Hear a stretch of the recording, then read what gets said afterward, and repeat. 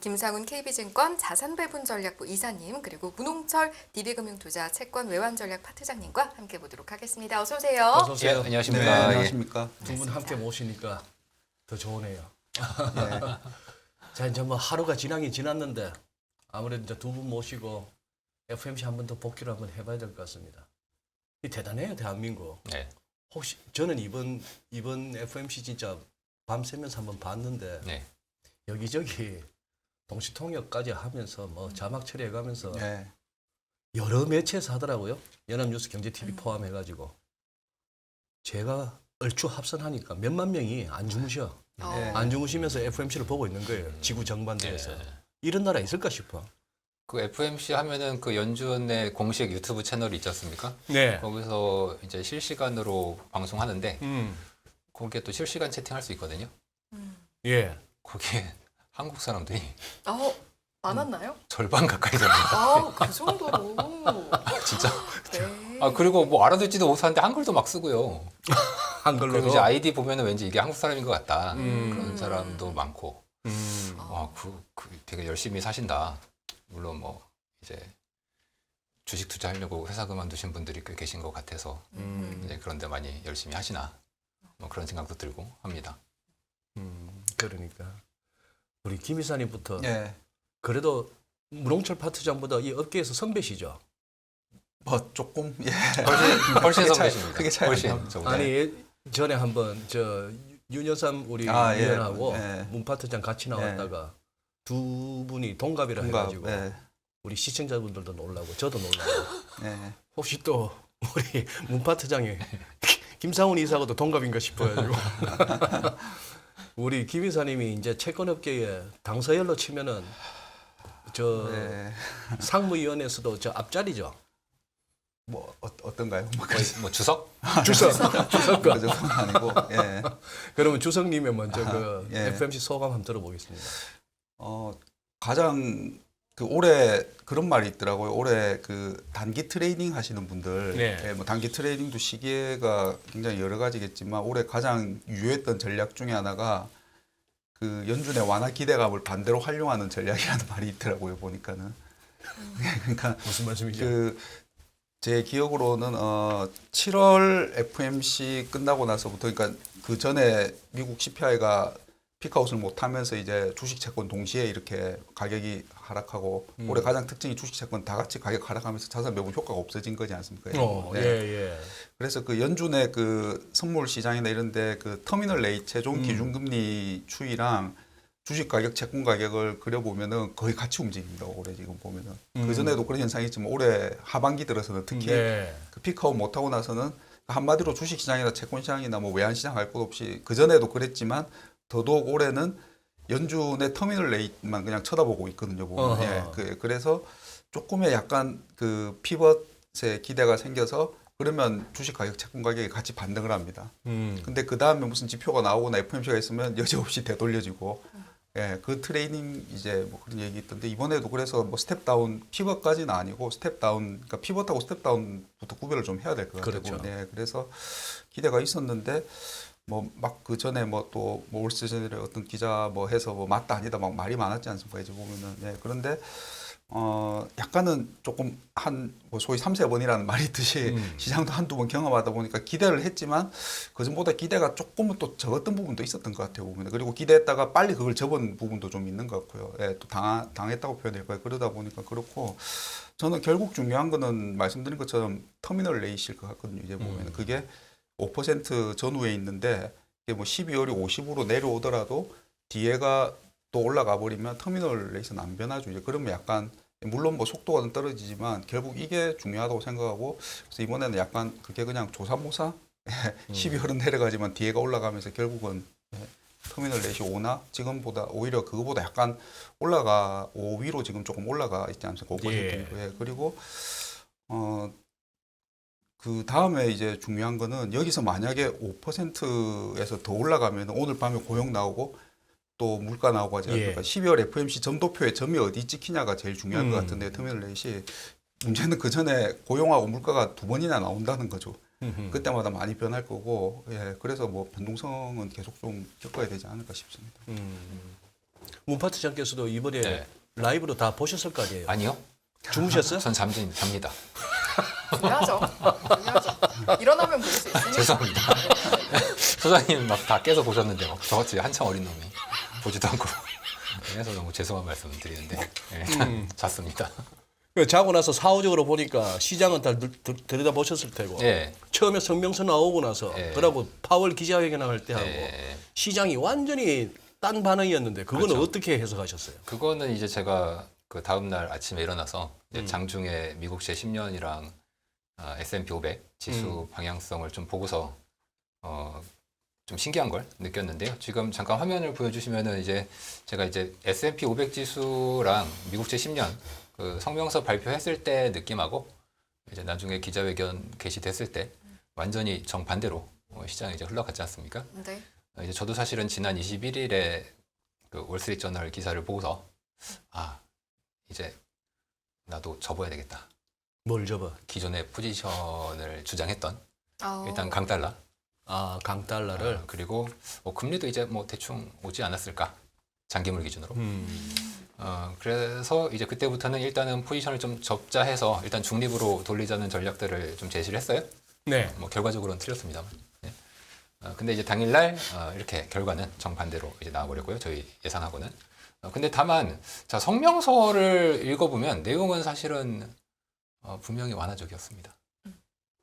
이제 이번 성명서에 분명히 들어있는 내용은 그동안 누적적으로 긴축을 했던 효과를 우리가 봐야 되고 또 정책의 파급 시차가 있다고 얘기했지 않습니까? 그럼 이제 그 시차를 우리가 봐야 되고 또 하나 굉장히 중요한 단어가 이제 글로벌 상황이나 파이낸셜 마켓의 상황을 우리가 지켜봐야 된다.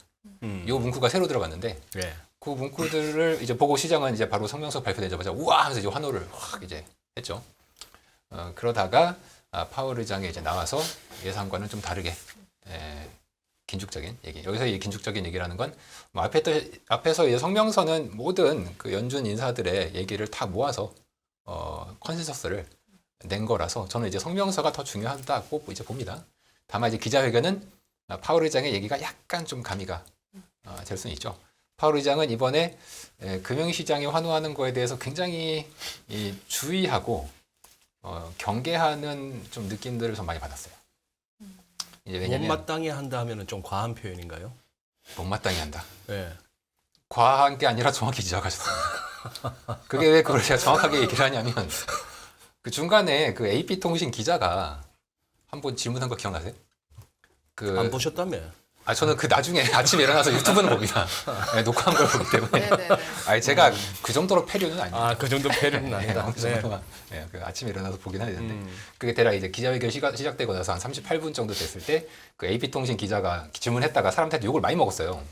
그 기자가 이제 뭐라고 질문했냐면은 그 지금 파이낸셜 마켓의 상황이 국채금리와 주식이 좋게 반응하고 있다.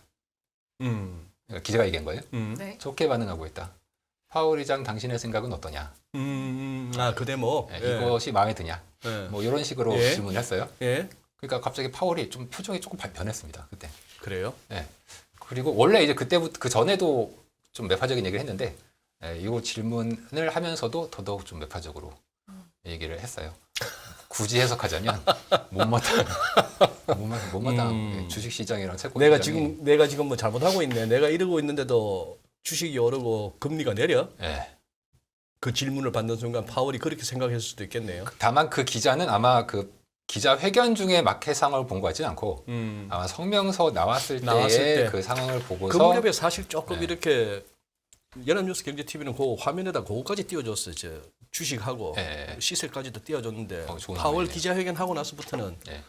음전을 했더라고. 맞습니다. 예. 이미 좀 처음부터 좀 약하게 했었고 이제 이 기자 질문이 더더욱 시장에 좀 더 부정적으로 작용을 했죠. 이제 그런 네. 면에서 파월은 그 사실은 제가 이제 그래서 혼자 막 생각을 해봤어요. 왜 이렇게 시장의 반응에 경계를 할까? 파월 의장이. 근데 사실 제가 뭐 단순히 월스트리트저널 기사만 보고서 저의 전망을 그렇게 바꾼 건 아니었고 이제 그 다음에 여러 가지 확인 사살을 좀 계속 해준 사람들이 있었거든요. 네. 대표적으로 21일이 금요일이었고 그 21일 금요일에 월스트리트저널 기사가 나오면서 그 일본이 대규모로 달러 매도 개입을 했어요. 네. 미국장에서. 네. 미국장에서. 그것도 엄청난 규모로 했습니다. 음. 원래 일본은 도쿄장에서 개입을 하지 그러니까. 미국장에서 개입하지 않는데 예. 이거는 월스트리트저널 기사가 나올 거를 이미 알고 이거 뇌피셜이에요? 뇌피셜. 추측하시기로. 저의 추측으로는 네. 알고 비비 런덕을 이용해서 달러 매도 개입을 금요일 오전에 미국장에서 하지 않았을까? 그러면 어느 이건 정도였길래 그렇게 생각하신 거예요? 어느 정도였다는 거는 규모가. 규모가 그 하루만 300억 달러가 넘었어요. 그날 하루만. 어. 300억 달러는 우리나라 돈으로 어마어마한 돈이죠. 네네. 그리고 이제 9월 전체 10월이죠. 10월 전체에 개입한 거는 거의 500억 달러가 좀 안 되는 것으로 나중에 이제 최종적으로 확인이 됐는데, 그러니까 네. 그 하루에 거의 대부분의 돈을 이제 쏟아 부은 거죠. 그러니까 강한 확신이 없으면 일본이 그렇게 미국장까지 따라가서 할 리가 없거든요. 아니 그것만 끝난 게 아니라 사실 그 다음 주 월요일에 옐런 장관도 나와가지고, 옐런 장관은 결국 백악관 아니겠습니까? 그럼 백악관의 의중을 얘기하는데 그 다음일 날도 연설하면서 인플레이션보다는 금융 상황, 위기, 금융 위기가 에 대한 걸 신경 쓰고 있다. 글로벌 상황에 대해서도 우리가 신경 써야 된다. 이거 톤이 완전히 바뀐 거예요. 그러니까 이거는 백악관도 지금 생각이 바뀐 거지. 여기서 끝난 게 아니야. 또 그 다음 날에는 우리가 회사에서 제일 무서운 사람이 감사팀이거든요. 네. 날 감사하지 않습니까? 예. 네. 연준의 감사가 은행 상원위원회, 예. 상원의 은행위원회인데 거기 위원장이 우리나라로 치면 이제 우리로 치면 회사로 치면 회사 감사팀장이나 감사팀 본부장이 편지를 써가지고 금리 막 올리다가 큰일 날 것 같아. 그것도 편지로. 그 다음 날은 또 민주당 의원들이 막 편지를 또 썼어. 그러니까 저는 이게 제가 생각할 때 뭐 옐런 장관 얘기할 때까지는 그래도 파월이 좀 피벗을 하려나 보다, 할 것 같다 했는데, 아니 국회의원들이 이렇게 계속 얘기를 하면 이게 여기 이 상황에서 피벗을 진짜 하면 연준의 독립성이 크게 훼손될 거라고 사람이 의심하지 않겠습니까? 많은 사람들이. 그리고 그 사람들은 야 연준 저거 바지 사장이네, 바지네, 이러면 안 되니까 아마 파월이 좀 균형을 맞추기 위해서, 저는 분명히 성명서를 보고 피봇했다고 생각을 하고 있습니다. 내부적으로. 다만 아직까지 완전히 환율이 하락한다던가 금리가 완전히 하락세로 방향을 틀었다던가 그런 게 아직 보이고 있지는 않지만, 기존에 이제 그렇게 빨랐던 금리와 환율의 상승세는 어느 정도 마무리되지 않았을까, 그렇게 좀 조심스럽게 보고는 있고요. 그런 면에서 이제 피봇을 보여줬으나 파월은 경계하고 있다. 여기서 잠깐만요. 네. 이사님. 예. 아까 말씀하셨잖아. 피벗하고 스텝다운이라 하셨나요? 예. 지금 우리가 시황에서 연준 피벗, 페드 피벗 이렇게 얘기하는데 75bp 금리 올리다가 예. 인상폭을 갖다 50bp나 25bp 낮춘다고 해서 그걸 갖다 피벗이라 하는 건 좀 잘못된 표현 아닙니까? 그래서 일단 피벗에 대한 정의부터 좀 그러니까. 정하고 해야 될 것 예, 같습니다. 예. 그래서 저희도 내부적으로 여름에는 분명히 피벗이 완화로 전환하는 거였죠. 이제 보면요. 금리 인상 내지 그래서 긴축에서 다시 일단은 금리 동결하고 그 다음에는 완화로 예, 전환하는 완화로 거죠. 전환. 근데 지금은 이번에 이런 기대가 생긴 게 그 샌프란시스코 데일리 총재가 지금은 이제 그 스텝 다운, 그다음에 슬로우 다운에 대해서 한번 조금 생각해 볼 만한 이제 시기가 된 것 같다라고 하고, 이제 제일 많이 이렇게 왔다 갔다 하시는 블라드 총재가 그 프론트 로딩 막 빨리 많이 올리는 거는 네. 이제 내년 초쯤에 가서 이제 되지 않을까, 이제 그렇게 하다 보니까 이제 75가 50으로 줄어들고 50이 그러면 25로 가지 않을까, 그 기대라고 생각은 하고요. 저는. 예, 예. 그 피벗은 조금은 다른 개념이지 않을까 싶습니다. 네, 저는 이제 선생님한테 10대 맞을 거 생각하고 나갔는데 다행히 7대만 때리면 전 피봇이라고 생각합니다. 선생님이 피봇했다. 네, 지금은 맞습니다. 문 파트장 말대로 시장에서는 이쪽으로 생각을 많이 하고 있습니다. 그것만으로도 예, 피벗이다. 그러니까 이게 맞고 틀리고 아니고요. 맞고 틀리고 지금 같은. 생각을 네. 조금 다르게 그냥 할 수 있는데, 그러려니 하고 우리가 예. 듣는 거죠. 예. 피벗하면 예. 75bp씩 올리든가 예. 좀 이렇게 왜냐하면 50 가면은 그 다음은 25를 기대하게 될 거고, 그럼 이제 언젠가는 끝나고, 그럼 금리 언젠가는 인상을 중단할 거고, 끝나고 좀- 언젠가는 인하하겠지라는 게 생길 테니까요. 그러면 언젠가는 이 인상이 끝난다라고 예. 했을 때 예. 그때 최종 금리는 어느 정도로 예상을 하시는지 각각 들어볼까요? 이사님께 여쭤보겠습니다. 다 알려졌고 있고 아까 잠깐 말씀드린 것처럼 예. 5% 정도에서 약간 위일 것 같은데요. 근데 솔직히 잘 모르겠어요. 보면. 왜냐하면은 그 아직 뭐 지표들 나올 때마다 예. 분명히 그 기대도 바뀔 거고. 근데 제가 한 가지 생각하는 건 지금 5 위에서 약간 위에 있고 뭐 또 지표 따라서 내려갔다가 뭐 누구 말 한마디 따라서 왔다 갔다 하는데 이게 5.25에 붙으면은 시장은 아마 그걸 생각할 것 같습니다. 금융위기 이전에 미국 기준금리 상단이 5.25였잖아요. 금융위기 터지기 전에 네. 1에서 5.25까지 아, 425표 올렸지 않습니까? 네. 그리고 나서 제가 알기로는 웬만큼 뭐 70, 80년대 이후에 상단이 계속 내려왔거든요. 예. 그랬지 않습니까? 예. 보면 상단이 하단은 뭐 제로까지 가다 더 이상 못 내리니까는 예, 상단이 계속 내려왔는데 그 내려오던 상단이 처음 올라간 게 지금이죠. 아하. 예, 2017, 18 올렸던 거를 이번에 넘어갔으니까요. 음. 근데 그 터미널 레이스에 대한 시장의 기대가 5에서 5.25 붙으면은 그러면 사람들은 금융위기를 생각할 것 같아요. 이건 금융위기 이전의 레벨인데. 그러니까 금융위기가 터진다가 아니고 그 스토리로 또 좀 이렇게 이동하지 않을까? 예. 그러면은 이제 시장에서 요즘 제일 관심이 또 파월 의장이 이번에 FMC에서 기자회견을 통해서 얘기한 게 속도는 중요한 게 아니다 한 말은 이제 뭐 다음번 회의에서 75를 올릴까 50bp를 올릴까 그거 자꾸 따지지 마라. 중요한 거는 어디까지 올라갈 것이냐. 예. 데이터 따라 경제 상황 따라 시장 상황 따라 다르지만 그렇게 했어요. 그러면 그걸 이제 시장이 제일 궁금해하는 걸 갖다 우리 승희 아나운서가 지금 질문을 한 거고 똑같이 묻기보다 자 연준이셔. 예. 그냥 연준 그 자체요. 예. 자 12월에 지금 이제 3.75에서 4%인데요. 상단으로 기준으로 합시다. 예. 12월에 얼마 올리실 겁니까? 50이요. 그러면 4.5가 됐어요. 예. 내년 2월에는 내려야지. 그러면 문파트장의 터미널 최종 금리는 4.5네. 농담한 거고요. 아, 농담한 그 거. 연준의 터미널 레이트는 그러니까 이번에 되게 중요한 말씀을 해주셨는데 그 연준이 이번에 굉장히 중요한 변화가 이번에 파월 의장이 3단계로 금리 인상의 페이즈를 정의했거든요. 첫 번째는 올리는 속도가 중요한 단계. 얼마나 빨리 두 번째는 어디까지 올릴 것이냐의 단계. 어느 단계까지. 세 번째는 올린 다음에 언제까지 이 현상을 유지할 것인가의 단계. 아하. 이 세 페이지를 얘기했고 분명히 지금은 1번에서 2번으로 넘어가는 와중입니다.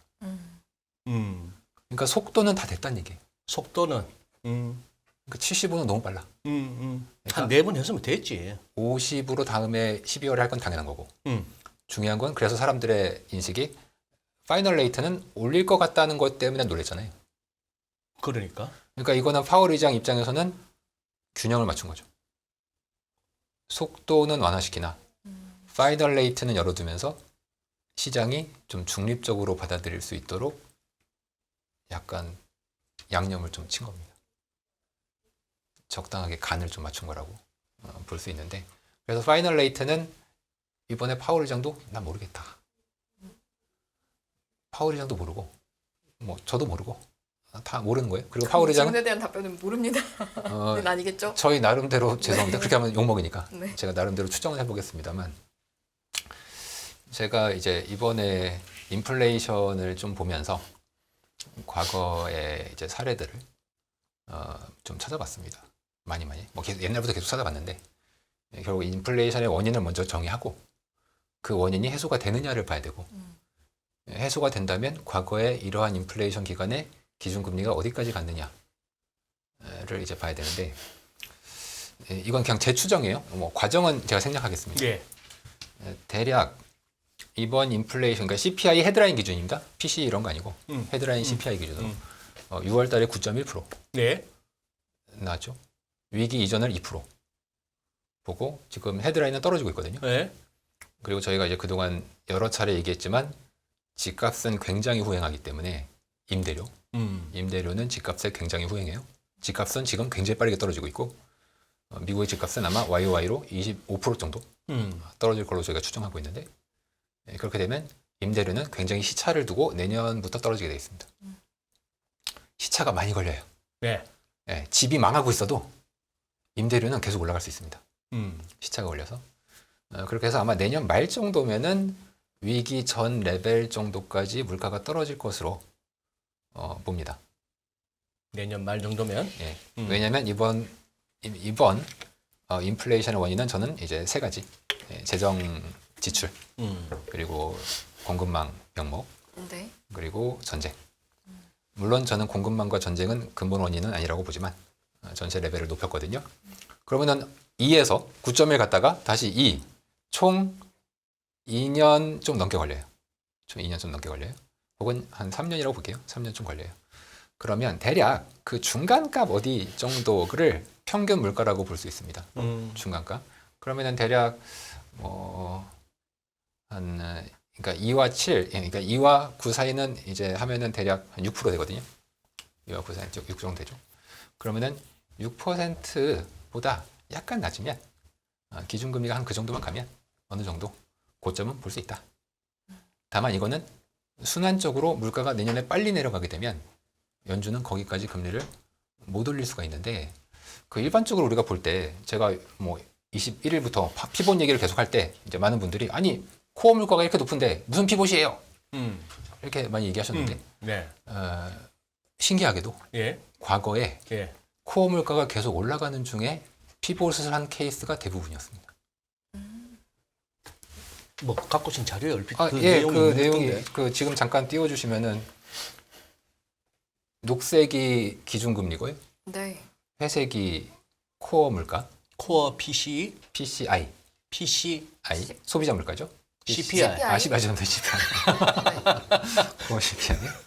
네, 회색인데 제가 동글뱅이 친 점선 지역이 연준이 뭐 완화도 아니고 그냥 동결하거나 인하했던 뭐 그걸 피봇이라고 할게요.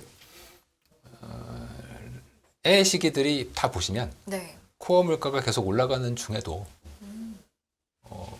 바꾸지 않습니까?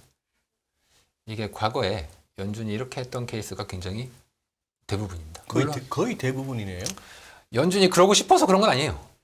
당연하죠. 그러고 싶어서 그런 건 아니고 예.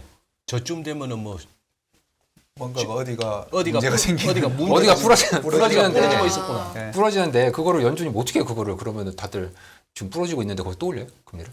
그러니까 불가피하게 피봇을 할 수밖에 없었던 현상들이 과거에 늘 있었던 거고 저는 그거를 지금 왜 느끼냐면 미국 민주당이 선거 전략이 바뀌었어요.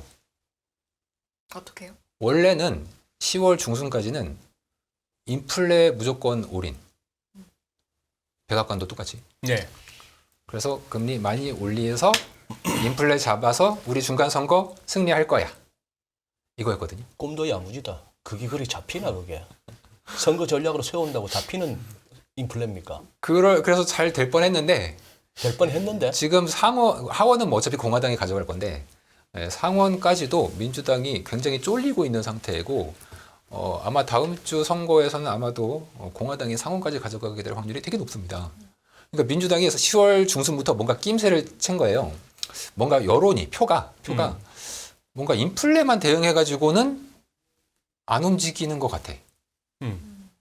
그리고 약간 사람들의 그 어떤 집단 지성이죠. 사람들 전체가 인플레보다도 좀 더 경기나 어떤 금융 상황의 위험 같은 거를 느꼈나 봐요.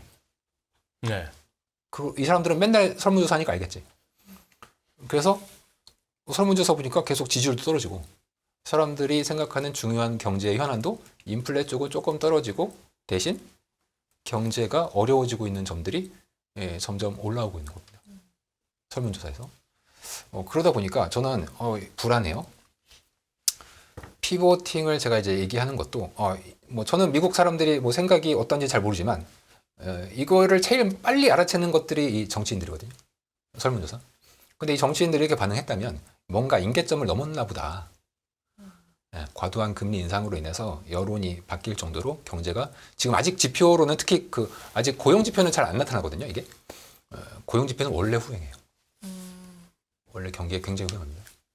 근데 그 외에 뭐 제조업이나 심리나 이런 거는 지금 막 바닥을 계속 기고 있는데 아직 이게 사람들이 깊게 생각을 못 하고 있다가 이 10월 달을 기점으로 해서 뭔가 위기를 느낀 것 같아.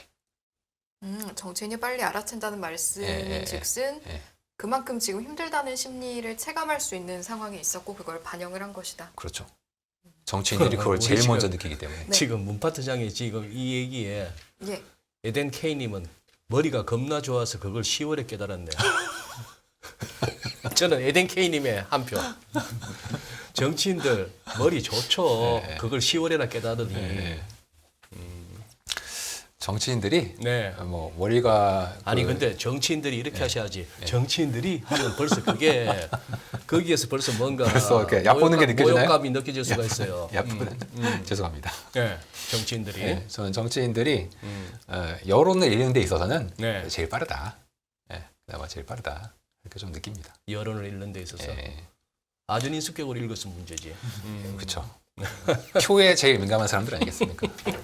아니 지금 저도 개인적으로는 이제 뭐 FMC도 FMC지만 이제 시장이 넘어야 할 관문은 미국 중간선거 이후에 다수당을 차지하는 쪽에서 이 경제나 이런 쪽으로 관해서 어떤 식으로 첫 일성이 나올까가 저는 꽤나 중요해 보이는데 이사님은 지금 중간선거 좀 생각해 보셨어요? 저희는 미국 내부도 내부인데요. 네. 내부는 이제 많이 말씀해 주셨고 네. 이제 한데 중국이나 다른 쪽하고 어떻게 할지 그것도 또 우리나라 입장에는 그것도 굉장히 중요할 것 같거든요. 예. 네, 대외 정책을 어떻게 대외 하느냐에 정책을 있어서. 어떻게 네. 갖고 갈 것인가. 네. 그래서 뭐 내부적으로는 뭐 말씀한 것처럼 이제 뭐 공화당 쪽으로 이제 넘어가게 되면은 또 어느 방향이든 잘해 보려고 좋게 뭐 좀 추상적이긴 합니다만 그런 쪽으로 이제 뭐 정책들을 좀 하는 과정이 있을 수 있을 것 같은데 대외적으로는 만약 공화당 쪽이 되면은 지금의 정책 대외 정책에서 어떻게 바뀔까 더 강경하게 갈까 이미 약간 갈등으로 인해서 그건 역시 금융시장에 좀 좋은 상황은 아니지 않습니까? 네. 보면은 미국의 대외 정책이 보면은 그래서 그런 쪽이 저희는 뭐 어쨌든 중국과의 관계나 뭐 러시아와의 관계가 한국 경제에는 더 그게 영향이 클 것 같거든요. 보면요. 예.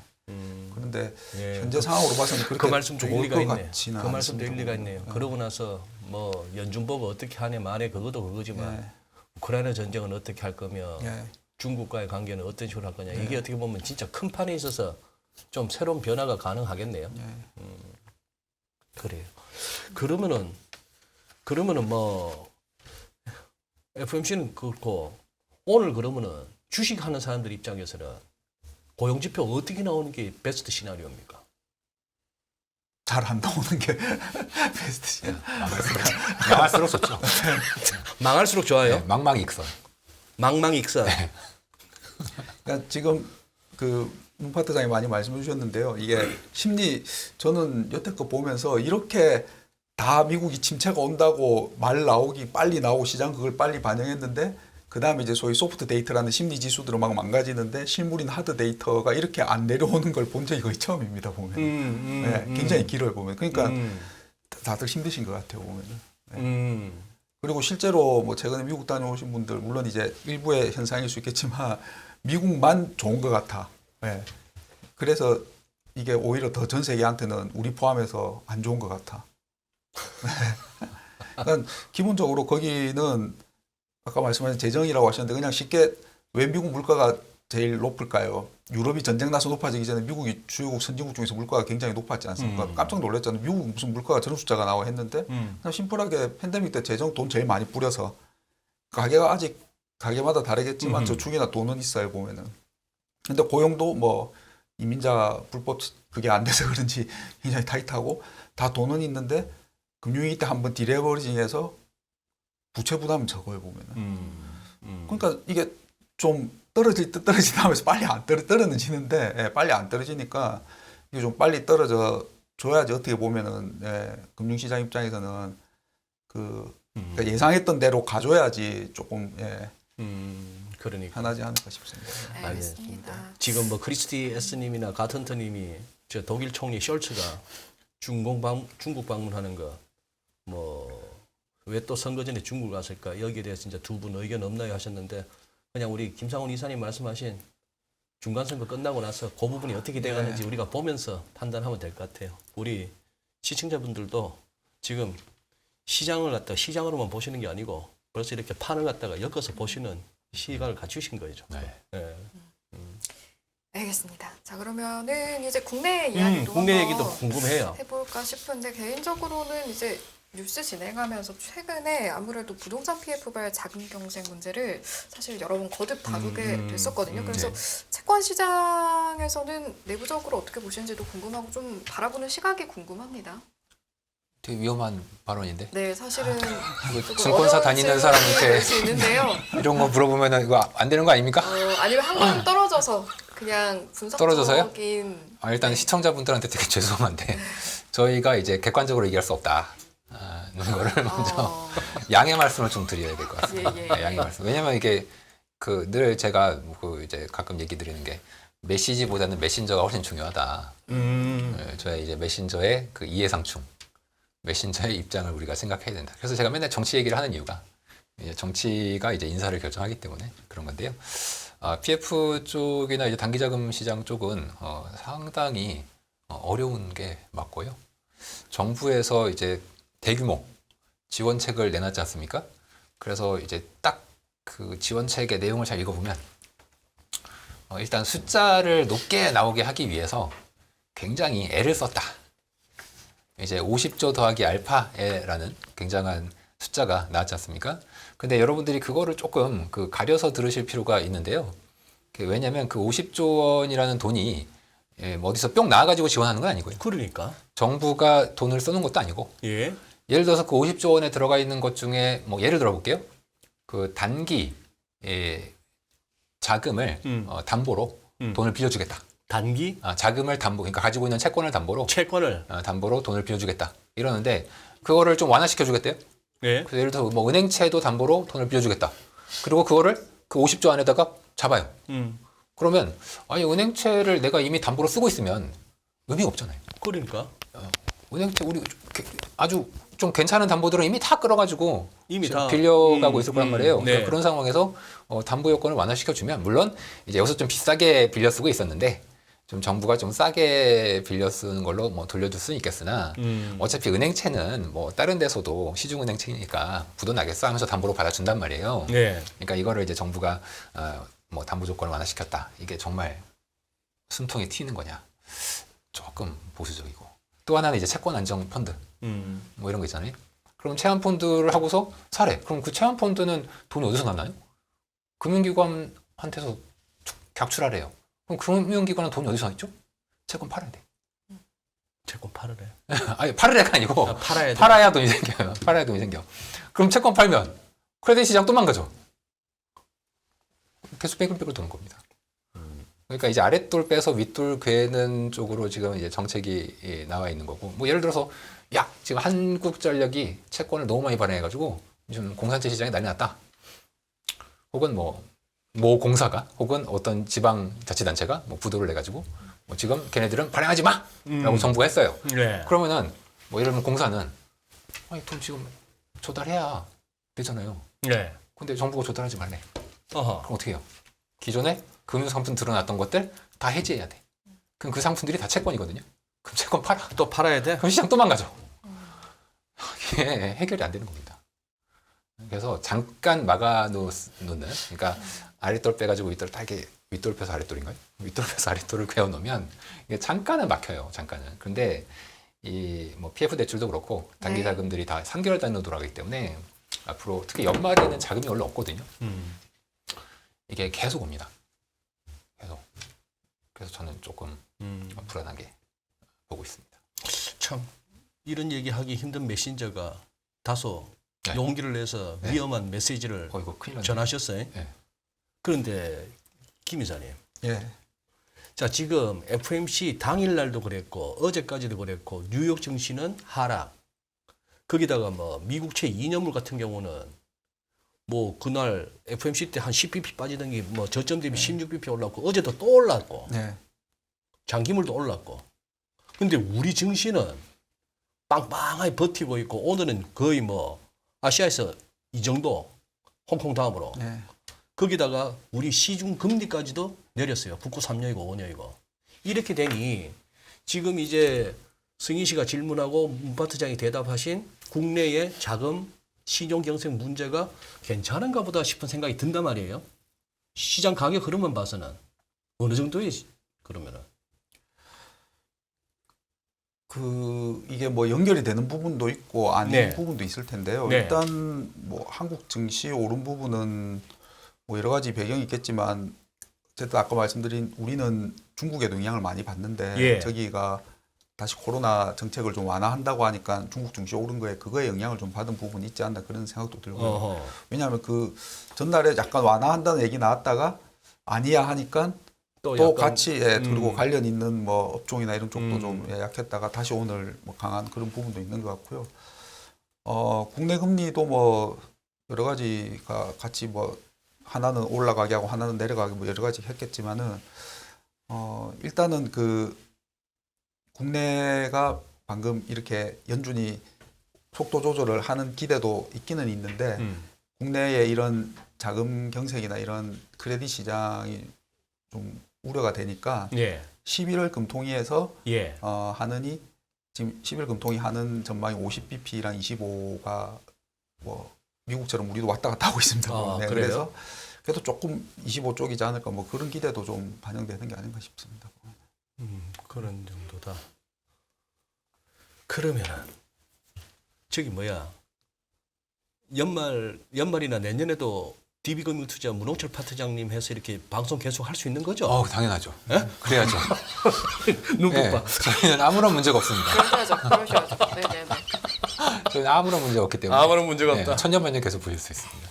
예, 아니 내년에 회사채 어느 정도 돌아와요 만기가? 뭐 35조, 어? 뭐 그 정도까지. 회사채가 되게 종류가 다양한데 음. 총 하면 뭐 PF, 뭐 회사채에서 상당히 많은 액수. 보통 한 30에서 아니 근데 50조 그 사이 시장에서 왔다 갔다 35조가 그렇게 큰 경우입니까? 평소엔 안 큰데. 평소에는 안 큰데. 평소엔 안 크고 우리나라는 회사채가 대부분 우량물들이에요. 예. 미국처럼 뭐 트리플 B 이하급이 별로 없고 어. 대부분 우량물들이라서 그 우량물들이 규모가 커도 평소에는 차원이 잘 되는데 어허. 사실 단기자금 시장도 뭐 좀 어렵긴 했지만 잘 돌아가다가 갑자기 이제 뭐 지방 지자체가 묻어낸다고 하면서 갑자기 다 망해버렸잖아요. 예. 그러니까 이게 어려운 상황에서 크게 문제만 안 터지면은 이게 쭉 가다가 뭐 그러다 경기 나빠지고 다시 기준금리 내려주고 이러면은 회복을 하는데 네. 지금은 이제 언제 어디서 뭐가 터질지 모르지 않습니까? 근데 한번 터지면 그때부터 자금이 안 돌아가기 시작하고요. 자금이 안 돌아가면 구하다가 못하면 망하는 거지 않습니까? 그러니까 이제 회사들이 뭐 특히 요즘은 이제 부동산 업계 쪽이 굉장히 힘들게 자금이 없다는 얘기가 계속 돌고 뭐 특정 건설사 뭐 그리고 뭐 증권사들 중에 단기 자금들 안 돌아가는 거 금리를 엄청나게 높게 하고 뭐 심지어 나 갖고 있는 거 그냥 무조건 팔래 하면서 뭐 반토막으로 그냥 던져버리는 경우도 있어요. 네. 뭐 건설사 채권 같은 거를 그런 상황이 되면은 이게 그럼 진짜 문제가 현실화되게 되면 현실화될 것 같다고 사람들이 생각해도 문제가 되지만 실제 문제가 되면은 자금이 안 들어가고 그러다가 이제 폭삭하는 경우가 저희 베이스 시나리오는 아니에요. 근데 리스크로서 우리가 분명히 준비를 해줄 필요는 분명히 있는 것 같습니다. 뭐 조심스러울 수밖에 없는 뭐 이슈긴 합니다만 우리 대부분의 우리 시청자분들은 FMC 얘기도 하고 채권 금리 얘기도 하고 신용 경색, 자금 경색도 살피고 하는 이유가 아마 대부분의 우리 시청자분들은 그래서 이게 증시에 어떤 식으로 이제 올까 하는 부분이에요. 자, 그 측면에서는 또 하나 점검해야 될 게 환율입니다. 이사님 먼저 한번 여쭤볼게요. 지금 단도직입적으로 네. 달러가 여기서 계속 강세를 갖다가 더 갈 만한 이유나 여지가 룸이 있어 보입니까? 아니면 뭐 얼추 온 것 같습니까? 이게 달러를 결정하는 게 달러 자체의 성격이 있고 달러 외의 성격 영향이 있지 않습니까? 그 달러 자체 성격은 뭐 예를 들면 금리를 얼마나 올리고 뭐 이런 부분이 있을 텐데 연준이 금리를 올려서 달러가 강해지는 거는 이제 뭐 어쨌든 스텝 다운을 하게 되면 그 부분은 좀 저희는 약해질 거다라고 이제 보고 있고요. 근데 저희는 금리 올리고 뭐 그것도 그건데 미국도 지금 보면은 국제 시장의 유동성 이슈가 좀 있죠. 이제 보면은 그 미국 국제 시장에 예. 그러니까 QT를 하는 과정에서 예. 혹시나 일시적으로 왜냐하면 2018년 그때도 금리 올릴 때 거기 뭐 미국도 뭐 레포 시장 이런 단기 자금 시장에서 약간의 좀 마찰적인 요인이 있어가지고 그렇게 되면은 그게 또 달러에도 영향을 그러니까 그 앞에서 질문이 그 뭐 자금 시장이 괜찮냐, 우리 주가도 올라고 금리도 내리는데, 근데 이건 저는 그렇게 생각하거든요. 그냥 일반적인 상황에서는 경제 펀더멘탈과 뭐 또 통화정 정책에 따라서 주가 금리가 움직이는데 예. 지금은 약간 그 단계는 넘어간 것 같아요. 그러니까 그 단계에서 이제는 약간 유동성, 거래 상대방에 대한 의심이 들어가는 단계로 넘어간 것 같아요. 뭐 그게 저는 영국이 이제 어떻게 하나의 트리거가 됐다고 생각하는데 환율도 그런 측면인 것 같거든요. 그러니까 그냥 금리를 올리면 뭐 달러가 강해지고 뭐 이런 측면에서 하다가 이제 의심하는 거죠. 제 돈 있어? 받을 수 있어? 저 나라 돈 같이 믿을 수 있어? 그 국면으로 가는 대외적인 요인이 있는 것 같아요. 근데 그거는 미국은 가만히 있는데 다른 나라들 미국하고 반대쪽에 예를 들면 유로나 중국이나 이쪽이 너무 못해져 버리거나 걔네들 그쪽 나라들을 의심하게 되면 달러가 그냥 올라가 버리지 않습니까? 보면은. 그런 부분 저는 아직 좀 남아 있는 것 같습니다.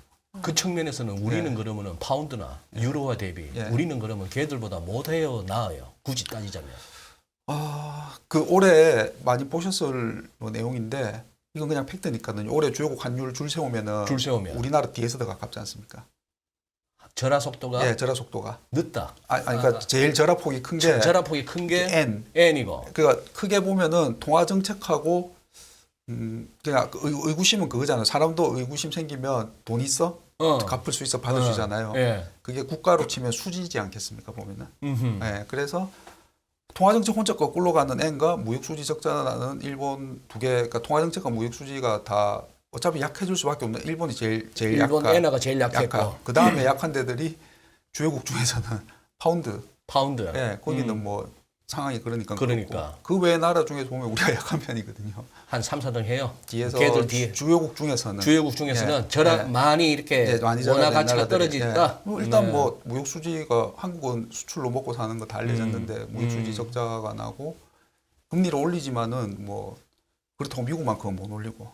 근데 보통 연준이 금리 올릴 때 아까 뭐 보여주신 걱정하는 약한 고리가 보통 신흥국이었잖아요. 예. 근데 올해 브라질 헤아라 보면 강합니다. 예. 예. 왜냐? 그러니까 항상 저 문제 있는 거 아니야 의심했는데 거기는 원자재 팔아서 수지가 흑자거든요. 뭐 금리를 많이 올린 것도 있겠지만 보면은.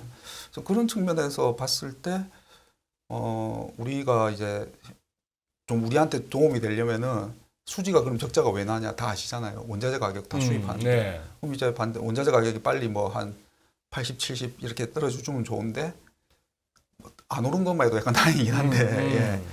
그래서 그런 측면에서는 일단 좀 그런 부분들이 해소가 되어야 되지 않을까 싶습니다.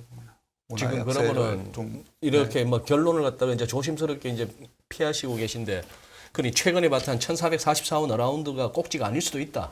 이사님 보시기에. 평균 저희 전망은 평균은 내년에 지금보다 낮아진다입니다. 평균은 낮아진다. 분기 평균으로는 낮아진다고 저희도 예상은 하고 있는데 낮아지는 속도가 뭐 그냥 지금 현재 펀더멘털로 봐서는 뭐 빠르게 되기는 조금 제한이 있을 것 같고 그 예전에 우리나라 왜 일반적인 그 달러 원이 보통 1,200원대가 많지 않았나요? 그랬죠. 우리나라. 예. 이제 그때로 가려면은 조금 시간이 필요하지 않을까. 어허. 그냥 방금 말씀드린 그렇게 바뀌어야겠죠. 뭐 예를 들면 유가가 뭐 갑자기 뭐 전쟁이 하거나 뭐 없었던 걸로 합시다 하면서 유가가 뭐 70, 60 하고 적자가 확 나고 이러면은 몰라도. 네. 네. 환율 결정 뭐 어떤 메커니즘이나 그런 거는 방금 이제 김상훈 이사를 통해서 공부는 했어요. 이제 우리 공부시키려 하지 말고 네. 설마. 그냥 네. 공부시키려 하지 말고 문파트장이 보기에 네. 아직 얼마 더 갈 수 있을 것 같아요. 아니면 다 온 것 같아요. 한 달러. 그러니까 큰 글로벌 위기가 온다 안 온다 제가 얘기할 수는 없고 그거 없고 그거 없이 가면 꼭지 봤답니다. 달러 인덱스도 그렇고 우리도 그렇고 네. 달러원도 그렇고. 예. 저희 뷰는 그렇습니다. 이제 그 이유는 아까 말씀드렸던 21일을 기점으로 해서 10월을 기점으로 해서 연준의 방향성이 바뀌었다. 물론 터미널 레이트에 대한 이슈는 있어요. 그러나 분명히 올리는 속도. 예? 속도에서 지금 터미널 레이트로 넘어간다 그랬죠. 그 속도가 완화된 건 확실합니다. 따라서 모멘텀은 일단 꺾였습니다. 꺾였어요. 그런데 여기서 굉장히 중요한 이슈가 다음 주에 있습니다. 어떤? 중간 선거에서 예. 공화당이 상원을 이기면 반드시 부채 한도를 들고 나올 겁니다. 국가 부채 한도? 네. 재정 긴축을 강하게 밀어붙일 겁니다. 아주 강하게. 아주 강하게. 자, 그럼 재정 긴축을 달러 강세로 볼 거냐, 약세로 볼 거냐. 이거에 의해서 달러가 연말까지 결정이 나올 겁니다. 재정 긴축을 갖다가 강화하자. 자, 가정입니다만 뭐 누가 이기고 저를 떠나서 그러면 미국 정치권에서 이 엄청나게 늘어난 국가 재정 적자를 좀 줄이는 쪽으로 방향을 잡자. 네. 제1감은 달러가 강해져야 되는 거 아니에요? 보통은 그렇습니다. 보통은 그렇다. 네. 하여튼 뭐 이래 어려워. 보통 그러면 그냥 가지. 뭘 또 그래서 저도 좀 어려운 거. 보통은 그렇고 꽃배기는 뭔데 저도 그러면? 꽃배기는 뭐냐면 예. 그 최근에 예. 그저께인가 미국 채금리가 거의 이게 좀 강해지다가 장 막판에 확 올랐던 적이 있어요. 그 한 3일 전인가 4일 전인가 그래요. 미국 채가 또 채권하는 분들도 영어가 죄송합니다. 우리하고 달라가 미국 미국 채가 채 금리가- 강해졌다는 얘기는 금리가 죄송합니다. 내렸다는 얘기죠. 죄송합니다. 금리가 내렸다는 미국 얘기죠. 채금리가 장중에 조금 떨어지다가 그러니까 그게 장 이제 막판에- 강해졌다는 얘기 아니에요. 네, 맞습니다. 채권 죄송합니다. 채권자들 하는 말로. 맞습니다. 어. 장 막판에 갑자기 금리가 확 올랐어요. 근데 그때 어떤 뉴스가 있었냐면 미국 재무부가 차입 규모를 늘렸다. 계획.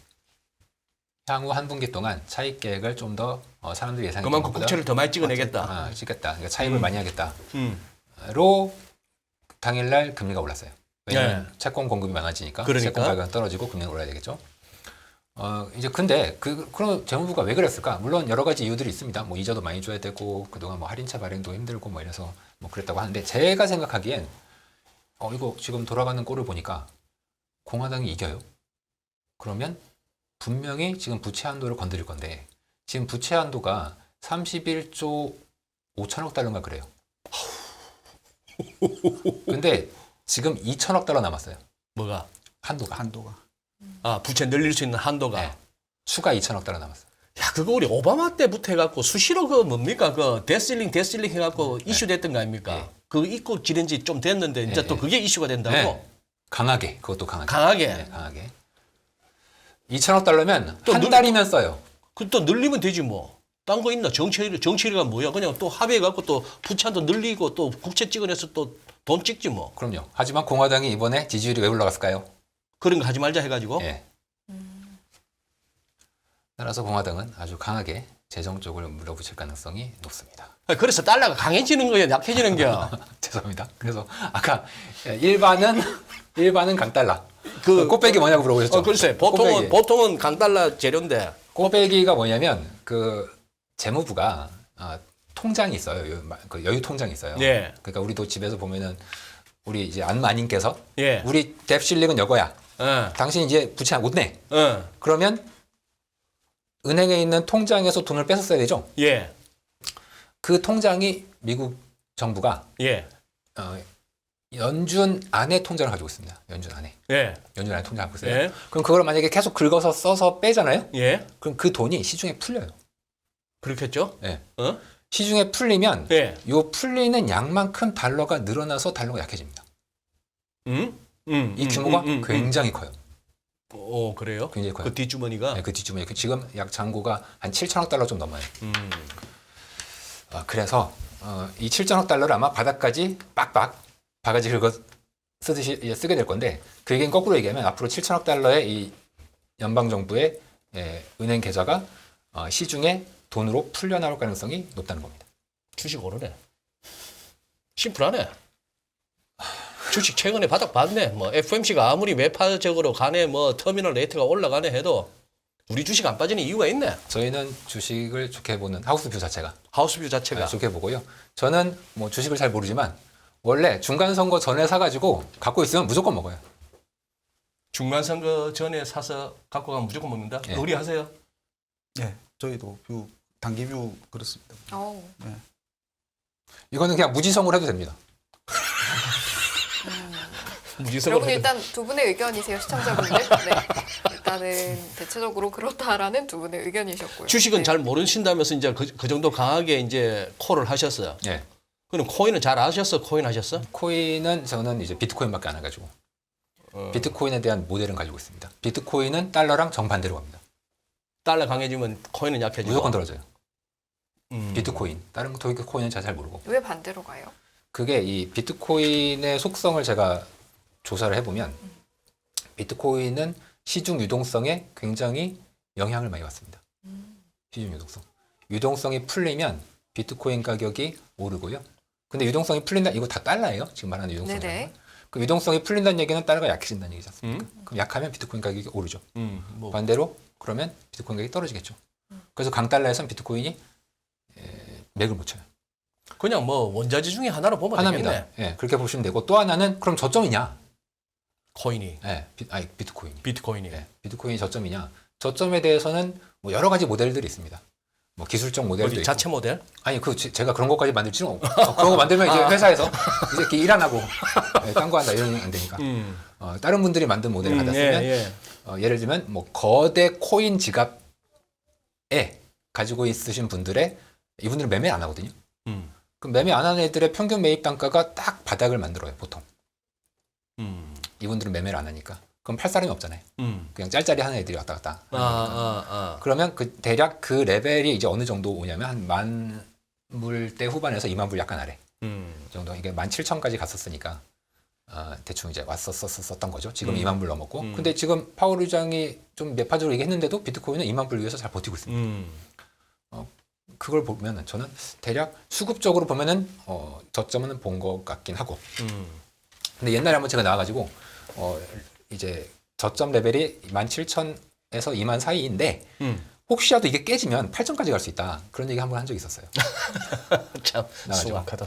네, 근데 이제 8,000까지는 모르겠습니다만 대략 보니까 지금 비트코인의 차트상으로 보면은 상당한 중요한 레벨에 와 있습니다. 아주 중요한 레벨에 와 있는데 저는 이게 아마 다음 주 정도면은 한쪽 위든 아래든 방향성을 잡을 것 같고 대략 아래쪽은 보지 않았을까? 더 이상 매도, 왜냐면은 그게 한 일주일 전인가요?